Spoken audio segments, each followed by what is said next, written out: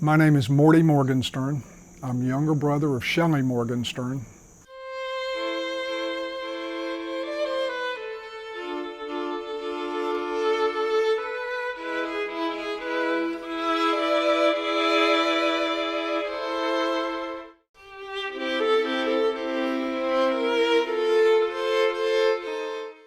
Some of the earliest memories of my entire life were of Eastern Music Festival in its early days. The festival was almost the oxygen that we breathed. It's almost as if the festival always existed. My parents were very encouraging to Shelly and the others that were the original founders of the Eastern Music Festival. Anything that could be done to help him in this pursuit was done.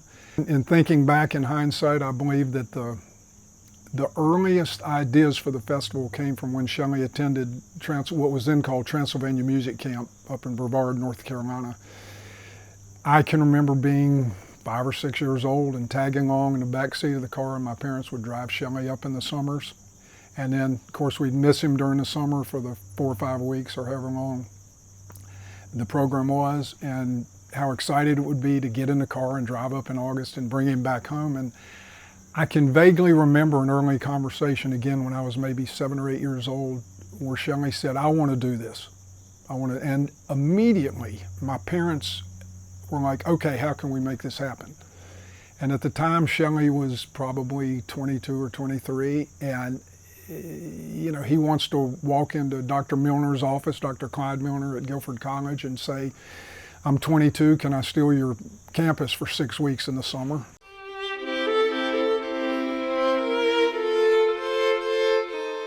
Shelly was very fortunate. It was his idea and his creativity and his talent that created the festival, but he had support from everywhere. Certainly it was financial support from some early wealthy donors, but it was the emotional and the moral support for his idea of educating young people. And then over time, another thing that really helped was with Shelly's connections through his overseas travel, his guest conducting throughout the United States, his work as a conductor and music director of the Greensboro Symphony.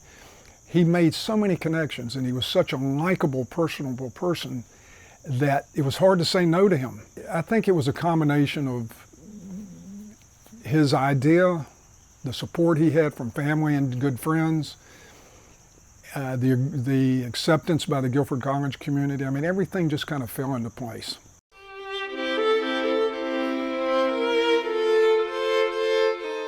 In the early years of the festival, it was called the Guilford Musical Arts Center. And my dad had printed a little trifold brochure booklet for the Guilford Musical Arts Center. And I specifically recall, and I'm maybe 10 years old at the time, a Sunday afternoon at our dining room table, my parents handwriting envelopes to every high school in the state, asking their band directors to consider sending their students to the Guilford Musical Arts Center for 6 weeks at Guilford College. And this became kind of a family thing for a number of weeks in the spring. I remember stories running out of stamps on a Sunday afternoon, and we had to try to find stamps when everything was closed. And this is just an example of how everybody wanted to pitch in. There was just an esprit de corps to the whole enterprise.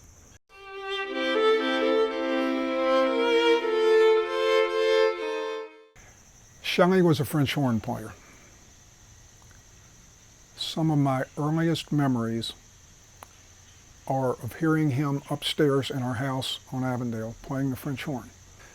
And it would just fill up the whole house. But he played in the Atlanta Symphony for several years.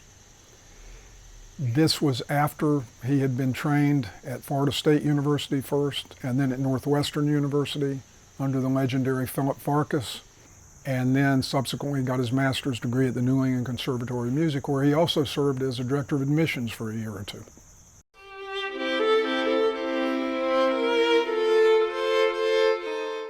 My biggest dream for the future of the Eastern Music Festival has not changed over the numerous decades.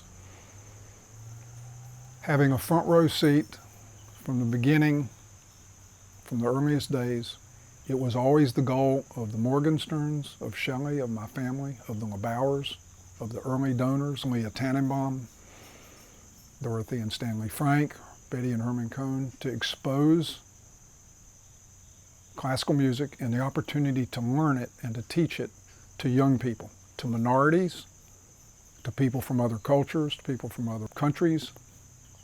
And I don't think that's changed. And if anything, dare I say, it's gotten better. I think under the direction of Maestro Schwartz, the idea of being a teaching organization has just gone to almost new heights. So I would say just keep on doing what you're doing.